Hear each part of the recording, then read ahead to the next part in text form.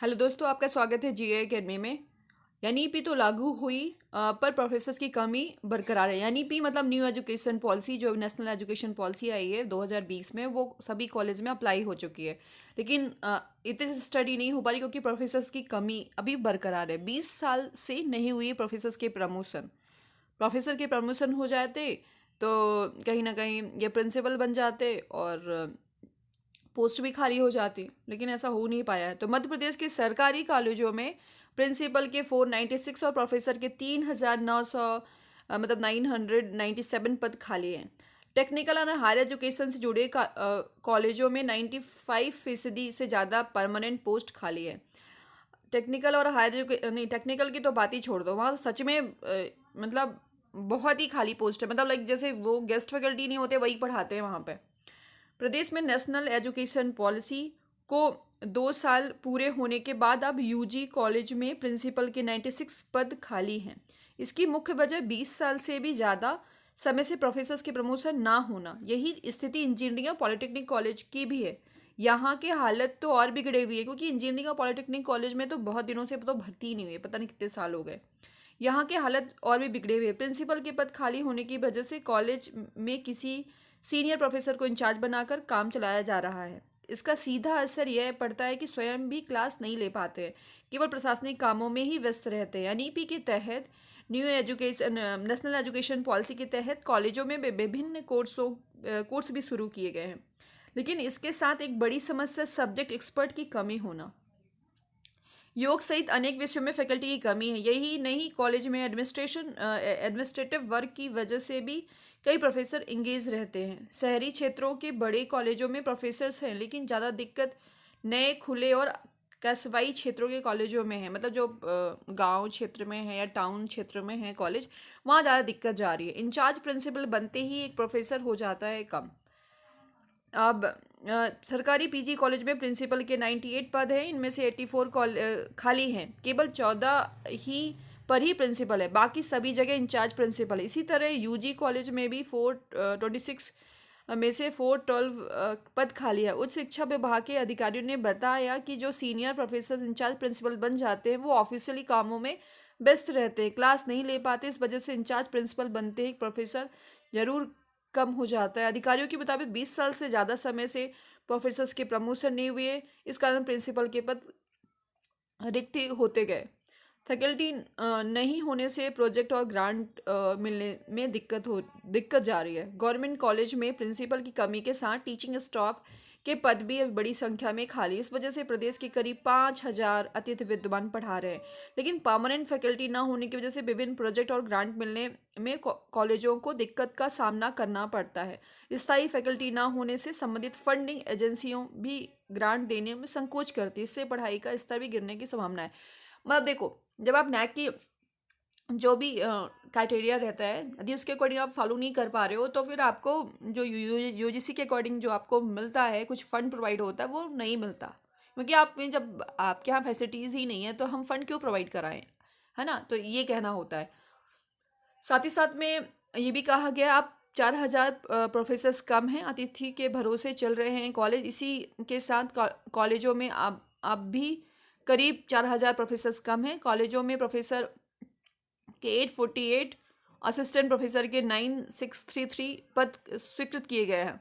इस तरह से 10,000 481 पदों में से 3,957 पद खाली हैं। 2 साल पहले असिस्टेंट प्रोफेसर के पद भरे गए थे। अतिथि विद्वान महासंघ के डॉक्टर आशीष पांडे ने बताया, कई बार अतिथि विद्वानों को स्थायी करने की मांग की गई, लेकिन कुछ नहीं हुआ। कॉलेज में 4,500 अतिथि विद्वान पढ़ा रहे हैं। एक मिनट। प्रदेश के पांचों इंजीनियरिंग कॉलेज में इंचार्ज प्रिंसिपल हैं। प्रदेश में 5 इंजीनियरिंग कॉलेज हैं, यहाँ गवर्नमेंट कॉलेज की बात की जा रही है। पांचों में सीनियर प्रोफेसर्स को इंचार्ज बनाया गया है। चौंकाने वाली बात यह है कि इनमें से प्रोफेसर के 63 पद स्वीकृत किए गए हैं और 62 पद खाली हैं। सहायक प्राध्यापक के 138 पद हैं, जिनमें से केवल 7 भरे गए हैं। इधर पॉलिटेक्निक कॉलेज में प्रिंसिपल के 67 पदों में से 54 पद खाली हैं। एचओडी के 297 पदों में से 247 पद खाली हैं। कुछ इस तरह की स्थिति है। इसमें पीजी प्रिंसिपल स्वीकृत हैं 98, भरे गए हैं 14 और खाली हैं 84। यूजी 426 स्वीकृत हैं, 14 भरे गए हैं, 412 खाली है। प्रोफेसर का भी देख लिया, असिस्टेंट प्रोफेसर का देख लेते हैं। 9633 स्वीकृत किए गए हैं, जिसमें स्वीकृत पद हैं, है ना। और जो भरे गए पद इतने हैं और खाली पद 3360 पद हैं। मतलब कहीं ना कहीं वैकेंसीज आ सकती हैं, और वो जैसे सेट हो जाने के बाद जो सेकंड कैलेंडर जो जारी होगा, जो 6 मंथ के बाद जारी होता है एमपीपीएससी का, उसमें आपका नंबर, असिस्टेंट प्रोफेसर वालों का नंबर लग सकता है। इसलिए तैयारी करते रहो। देखो पोस्ट बहुत कम आती है, ठीक है ना, कंपटीशन भर भर के होता है, और आप नहीं पढ़ोगे, नहीं करोगे तो नेगेटिव मार्किंग भी रहती है ना, तो आपका लॉस होगा। इतना पढ़ने के बाद आप फिर जो है आपका सिलेक्शन नहीं होगा, तो फिर मतलब क्या निकला इस पढ़ाई का। आप नेट क्वालिफाई हो, जेआरएफ क्वालिफाई हो, और इतने अच्छे संस्थान इंस्टीट्यूट से पढ़े हो, तो आप यदि असिस्टेंट प्रोफेसर को नहीं क्वालिफाई कर पा रहे हो, तो कहीं ना कहीं आपके स्टडी में और वो मतलब वो क्वालिटी नहीं है जो, है ना, जो होना चाहिए। तो इसलिए इम्प्रूव करो। विद इन 5 मंथ्स के बाद ये जो है असिस्टेंट प्रोफेसर की भर्ती आ सकती है। एक बात को और ध्यान रखना, मैं बता दूंगी प्रिपरेशन कैसे करना है ना, क्योंकि देखो जब तक आप देखो कॉन्सेप्ट तो सबका क्लियर ही रहता है। ज़्यादातर मोस्टली जितने भी पीजी या जेआरएफ या नेट क्वालिफाई होते हैं उनका सबका क्लियर ही रहता है। लेकिन यहाँ का पैटर्न क्या है ना, एमपीपीएससी का पैटर्न क्या है, और उसके अकॉर्डिंग आपको तैयारी करना है। साथ ही साथ में आपको मान लीजिए यूआर से बिलोंग करते हैं, तो एक पोस्ट आई है, एक पोस्ट के लिए कितने सारे लोगों ने अप्लाई करा है, तो कहीं ना कहीं आपको एक्स्ट्रा मेहनत, स्मार्ट स्टडी करनी पड़ेगी, और साथ ही साथ में प्रैक्टिस सेट लगाना पड़ेगा। भले आपके पास नॉलेज, खूब सारा नॉलेज है, लेकिन जब एग्जाम में हॉल में बैठते हो तो वहाँ पे आपका दिमाग और प्रेजेंस ऑफ माइंड काम करता है, और साथ ही साथ में आपने जितना प्रैक्टिस किया होगा उसका रिजल्ट मिल जाएगा, है ना। तो प्रैक्टिस करना है। साइंस वाले, खासकर साइंस वाले स्टूडेंट्स को बहुत प्रैक्टिस करने की ज़रूरत पड़ती है, और करनी भी चाहिए, तभी तो उनके एजुकेशन का मतलब निकलेगा। ठीक है, ऑल द बेस्ट सभी को। तैयारी करते रहो, प्रैक्टिस सेट लगाते रहो, और जैसे यूपी में मोस्टली हमेशा ये वैकेंसीज आती रहती हैं, तो वहाँ एग्ज़ाम होते रहते हैं, तो आप उनके जो कुछ पैटर्न देख लो, राजस्थान के कुछ पैटर्न देख लो, ओल्ड पेपर वहाँ वहाँ के देख लो, क्योंकि देखो सब्जेक्ट का सिलेबस चेंज ही नहीं होता। जो आपका सब्जेक्ट है, वो जो टॉपिक मान लो राजस्थान में आ रहा है, या छत्तीसगढ़ में आ रहा है, या कि फिर आपका यहाँ आ रहा है, यूपी में आ रहा है, तो वही आएगा, है ना, जो आपने पीजी तक में पढ़ा हुआ है।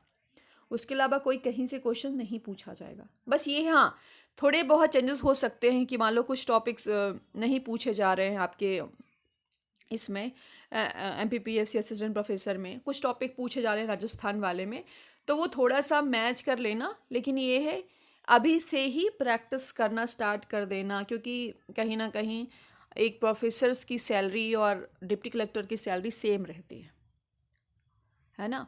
और हाँ, क्योंकि डिप्टी कलेक्टर क्या होता है कि वो और भी एक्सटर्नल सोर्सेस से पैसे बहुत सारा कमा लेता है, लेकिन उन दोनों का जो लेवल होता है बाई पोस्ट, है ना, तो वो सेम ही रहता है। तो यही है, अच्छे से तैयारी करो, तभी मतलब निकलेगा आपके जेआरएफ, आपके नेट, आपके पीएचडी का। अदरवाइज सारी डिग्रियाँ फेक करके चला देना यदि आपका सिलेक्शन नहीं होता तो।